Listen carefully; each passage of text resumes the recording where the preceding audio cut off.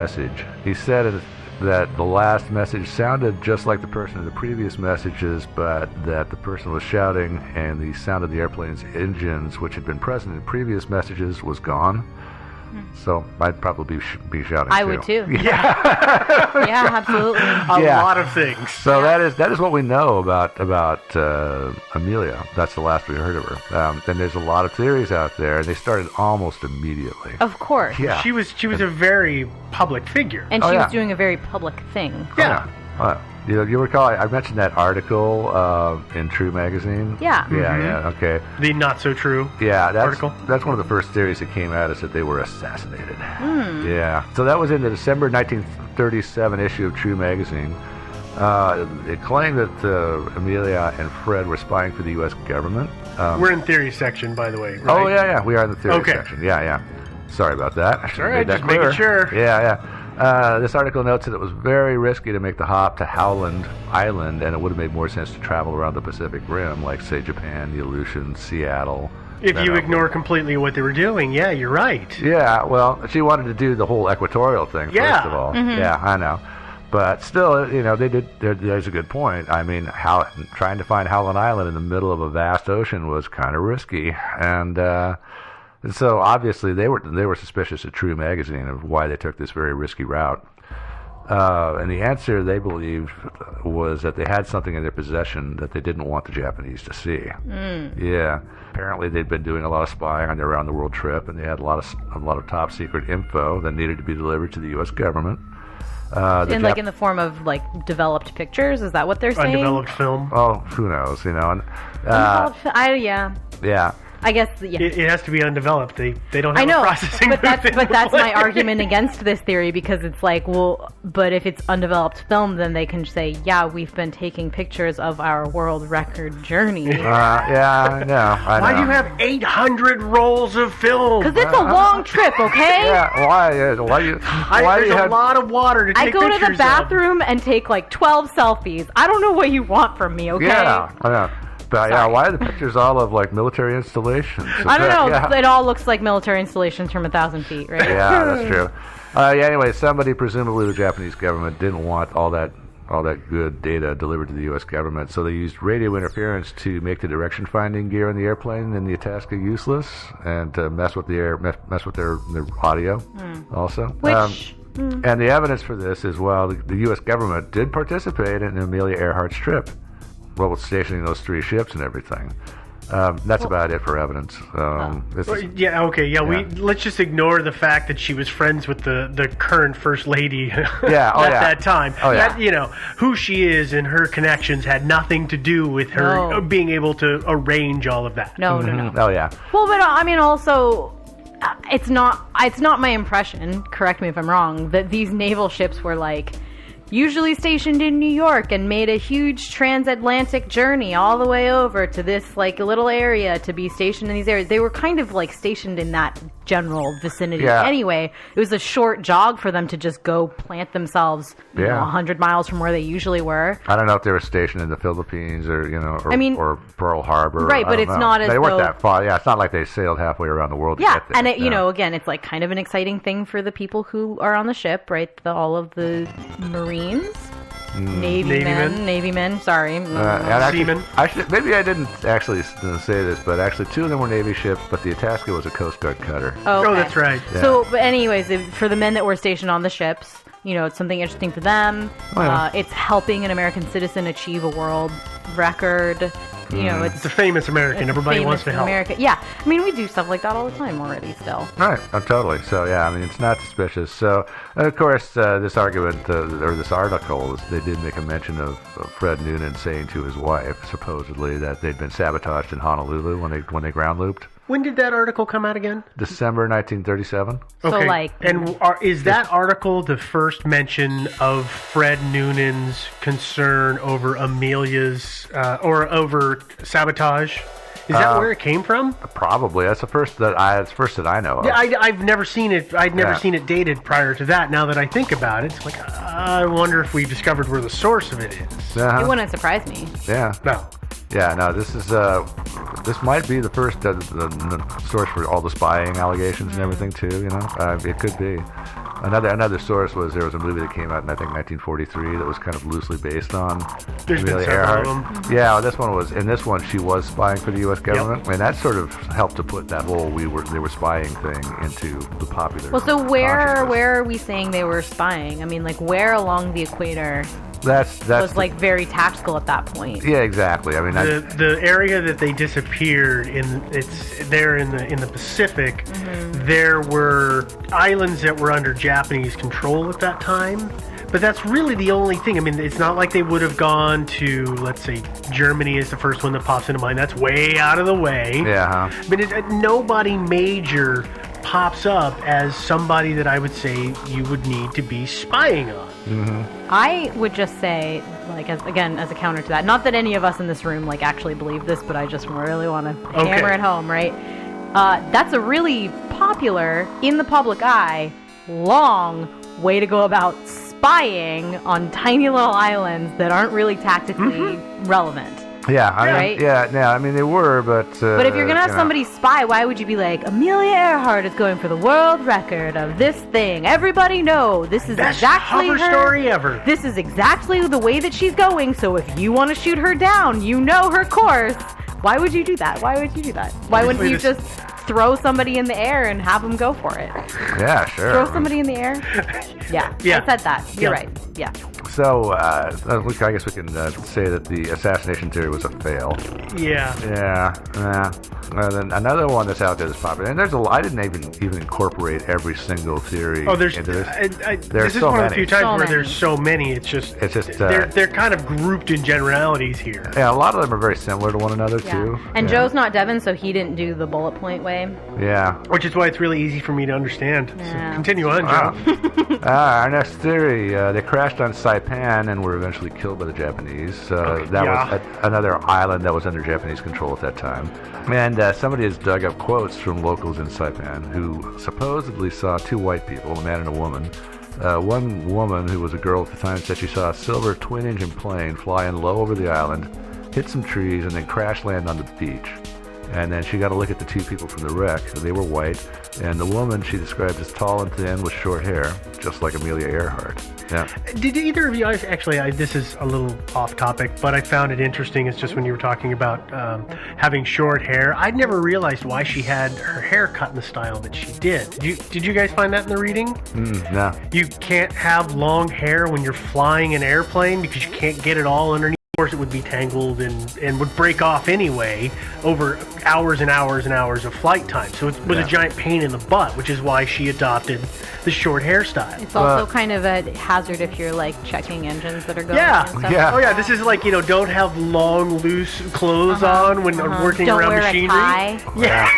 Yeah. Or maybe if you have to bail out of your plane, it gets tangled in your chute, and your chute doesn't deploy correctly. Or God knows what. I mean, there's a bajillion reasons why, but I never thought of it. Reasons. Yeah. Because you've never had to think about it. I did once. I had long hair once. Yeah. Well, I just mean as a man, 14. not as a bald man, just as a man. No, I had once as a man. I had long hair. It was really... At 14? Yeah, it was red. Man? Can we continue on? Yeah, Yes. okay. Leaving my hair So what's the problem with this theory? Well, Saipan is due north of La'i. Yeah, that's a pretty big one. That's a real gigantic navigational error. Like, even I wouldn't make that error, probably. Yeah. Also, in 1987, the lieutenant governor of Saipan said, in an interview on this topic, said that reporters were coming to the island and offering people money to say that they had seen two white people. And in 1937, there were white people living on Saipan. Somebody could, in good conscience, take the money and say, yeah, sure, I saw two white people. I saw a whole bunch of them yesterday. I know. Yeah. I got to give this one a fail. I would totally agree with that. Okay, this one is kind of a variant that actually has them wind up in Saipan after all. In fact, several of these have them winding up in Saipan for miscellaneous reasons. But this theory is that they took a detour over the Marshall Islands to do some spying for the government and were shot down by the Japanese. The Japanese were occupying the Marshall Islands, and that's to the north of where all of our Amelia Earhart action is going on. Well to the north. The U.S. government had an interest in finding out what they were doing in those islands because it was suspected that they were fortifying the islands, which they weren't supposed to be doing. So Amelia was enlisted to fly over the islands and spy on them. The Japanese shot them down, and supposing they survived the crash, eventually executed them on Saipan. Okay. Yeah. In a magazine called Air Classics, a guy named, this is in April 1998, a guy named Roland Reineck. Great name. Yeah, and now revealed the following. This is a whole big Stonewall cover-up theory here. Okay. Of the whole thing. In April 1938, Paul Montz, who had been a technical advisor for Amelia Earhart, wrote to Eleanor Roosevelt asking if she would use her influence to get him a copy of the official report of the cutter Itasca. Because they were good friends, her and Eleanor. Her and Eleanor, yeah, they were. Or at least, if not good friends. They were friends. They were friends, yeah. He had asked the Coast Guard for a copy of the report, but they said that they wouldn't release it to him. They had to go through the right channels or something? Apparently, yeah. So Eleanor sent the letter to Henry Morgenthau with a note. Henry Morgenthau was Secretary of the Treasury and one of FDR's closest advisors. And on May 13th, 1938, and this eventually turned up, actually, in the files at the National Archives, Morgenthau called Eleanor Roosevelt and spoke with her secretary. And he said to her, and I quote, "This letter that Mrs. Roosevelt wrote me about trying to get the report on Amelia Earhart. Now, I've been given a verbal report. If we're going to release this, it's just going to smear the whole reputation of Amelia Earhart. If we ever release the report of the Itasca on Amelia Earhart, any reputation she's got is gone. Now, I know what the Navy did, I know what the Itasca did, and I know how Amelia Earhart absolutely disregarded orders, and if we ever release this thing, goodbye Amelia Earhart's reputation." Unquote. Now, some people took this to mean that Morgenthau was thinking that her reputation would be ruined if people found out that she'd been spying for Uncle Sam. I don't take it that way. I don't take it that way. I was going to say, am I the only one who feels like he's saying she screwed up? Yeah. I mean, there's like even in the official story, right? It says like she changed frequencies, and obviously that was like a huge misstep, right? She ignored her instructions. Yeah. And I'm sure if she could hear the instructions, she disregarded them. Right, but why would you? I guess if she couldn't hear them, then it's understandable she might have been following a process she had done before. I guess it's also possible. It's just occurring to me that she changed frequencies because she couldn't hear anything and thought, "Ooh, good point." Maybe that's it. Maybe they're not getting what I'm saying. Maybe so that's I better why change frequencies. Cycle through the frequencies. Not and necessarily. Keep going. Yeah, not a bad idea. But, it might be like what you're saying, too, with the whole thing about getting hit by lightning and having it go out halfway through. Maybe a fuse. Or something hitting. I mean, even like a piece of hail. A chunk fuse. of something. Like I said, a fuse could have blown. Yeah. Maybe she just didn't know. I mean, it could have happened. I guess I do want to go ahead and state that, like, if your plane got hit by lightning, probably that'd be one of the first things you said as soon as you were within radio contact. Mm-hmm. If you thought anybody could hear you, you would say, "Hey, we got hit by lightning, so I don't know what's going on, but here's some information." And then you wouldn't hear anything, and you'd say, absolutely. "Hey, I got hit by lightning. Here's another update. We don't know what's going on," right? It does seem like you would mention that, but hey, who am I? know. Anyway, sorry, that's off topic. I think that report would have been, "Oh my God, lightning got hit by lightning. Oh my God, lightning. Oh my God." Something like that. Yeah. Well, but that you would want, I mean, maybe this is just my rational. Yeah, I understand entirely. 2020 brain, but. It's perfectly okay. If you go down, you just deploy your life raft and you're fine. Yeah. Yeah. Okay, where are we? Oh, back to this article. Reineck goes on to, and by the way, this is really annoying when I was typing this up. This guy's name is spelled Reineck, and every time I would type his name in, it would autocorrect would turn it into redneck. Yeah. So not redneck. Yeah. I finally just gave up. He's redneck. Thanks, Google. Yeah. His article also notes some gaps in the radio logs, which I don't find entirely all that suspicious. And he makes note of a letter that had been received by the U.S. Army saying that Amelia had been shot down by the Japanese. And then last of all, he talks about a request from Daniel Akaka of Hawaii in 1991 to Treasury Secretary Nicholas Brady. Senator Akaka wanted to see Henry Morgenthau's files on Amelia, and Treasury Secretary Brady replied that the Morgenthau files had been sent to the National Archives. Well, that's suspicious, don't you think? Why? I know, that's what I'm wondering why. But right. Yeah, that this. Okay, Reineck, I felt really dense there. Reineck saw that as basically a cover-up. So Morgenthau stonewalls about Amelia, and then Brady stonewalls on Morgenthau. So cover-up. And that, to me, doesn't prove a damn thing, but that's the way this guy spun the whole thing. Yeah, but the problem with this whole theory about spying in the Marshall Islands is if she had gone through the Marshalls and overflown a representative number of islands and to see what the Japanese are doing, and then headed on down to Howland Island, she would have run out of fuel. Mm-hmm. I mean, that's a significant big detour. Yeah. And as it happens, it would have been even bigger because the plane actually flew over the island of Nauru on the way halfway out there.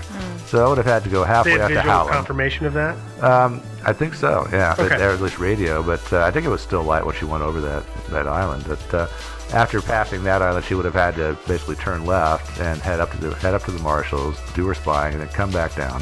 So it's an even more significant detour than just going straight there from Lae. Also, wouldn't it have been like night? Yeah, I did. I good film. Yeah. Really good camera. We don't have film that good. Mm-hmm. Yeah, we do. Nope. Yeah. Yeah, we do. I mean, I don't. Yeah. I mean, probably the military does, but I don't. They totally do. Yeah. Yeah, but they didn't have that kind of capability. Not in a place when they couldn't even change over to the right radio frequency. They didn't. Yeah. You would have had to put a really big flash bulb on the bottom of that plane. And then it would have been probably reported. Yeah, and then it would have been shut down. Right, have there been any UFO reports from that time in that area? No? Yeah, it's her. Anyway, back to the report. The report was kind of scathing. It was written by about, and that is, I've seen some excerpts from the report, and it was rather scathing. And so that's obviously the reason why Morgenthau didn't want to release it. Well, I think part of it though is the there was a certain level of sexism at that time towards that profession, and I'm sure that really colored the report. Yeah. Or influenced so that it was in the tone that it was in. Yeah, there probably was some bias on the part of at least some of these people. Mm-hmm. There's no doubt about that. Yeah. Well, I shouldn't say no doubt. I mean, there could have been. I don't know that there was. There probably was. Lastly, on the spying theory, Amelia's family denies that he was doing any of that. Her sister said that they were very close and that there's no way that she would have not mentioned that to her. Discussed it with her. I'm just gonna say again, it seems like a really bad. If you're trying to do something covert, why would you tack it on to something where you're literally publicizing the hell out of it? Exactly. You know. And the fact of the matter is there were plenty of ways to get spies in there to look around. And so... Yeah, this just seems like a weird cover story. No, that's a lame. I give this one a fail. What do you guys think? Yeah. I love it, Joe. It's a pass-fail. It's pass-fail. Basically. Mm-hmm. No gray zone. Okay, our next theory is that they couldn't find Howland Island, so they crash-landed on Mealy Atoll in the Marshall Islands, which is, on the south side of the chain, but it is controlled by the Japanese, and the Japanese, of course, grabbed them and, sent them to Saipan and then eventually killed them. There are a fair number of people who actually buy into this theory. They would have had to have been way far off course really far off course. I guess my thing with that is that it seems like the Japanese would try to ransom them. Not if they were hiding something. If they were hiding something they were doing, they would not ransom those people. But I don't think that this theory says that they were hiding something, right? It was just that they were off course and they crash landed. Yeah. Right? I thought you were talking about the Japanese hiding something. Oh. I was. I was. Oh. You're saying that they weren't hiding anything. The Japanese find them and would have then... tried to ransom them off. Yeah. Mm-hmm. I don't think they would have even tried that. We were not at war with Japan at this time. Yeah. But we weren't under good relations. No, it wasn't the best. It wasn't like now. It's not like we had the best relations with the Russians, but the Russians, if somebody crash landed on their territory, would probably just hand them back. It was because they were civilians. And I didn't mention this before. As you guys know, there was a huge search effort undertaken to find her. Uh-huh. They combed a huge amount of ocean looking for the plane, and they never found it. And 2 Japanese warships took part in that search effort. Mm-hmm. And so, it does seem unlikely. Yeah. They would have probably said, we have them. Well, if they had something super secret on the atoll, but I've seen aerials of that, and it's just basically kind of a squarish sliver of land around a big lagoon. There's not much you can put there, militarily speaking. Well, and I know I'm looking at your notes, but there's people who say that they give accounts that these 2 were alive at some point with the Japanese, and that's the weird thing to me. Yeah. And then, and so they captured them on the atoll, and then they took them to Saipan, and eventually, so the story goes, they were both executed, or Fred got executed and Amelia died of disease or something, Well, maybe Amelia and Fred were actually spies for the Japanese. That could have been. Maybe they're over there living there right now. Yeah. Yeah. Oh, anyway, I don't know if you guys have any more thoughts on this. I give it a fail. I mean, I agree. I mean, their plane could easily have reached the atoll from where they left. Mm-hmm. I mean, but again, it would be a massive error of navigation. Mm-hmm. But it could have reached it for sure. Yeah. Mm-hmm. Yeah.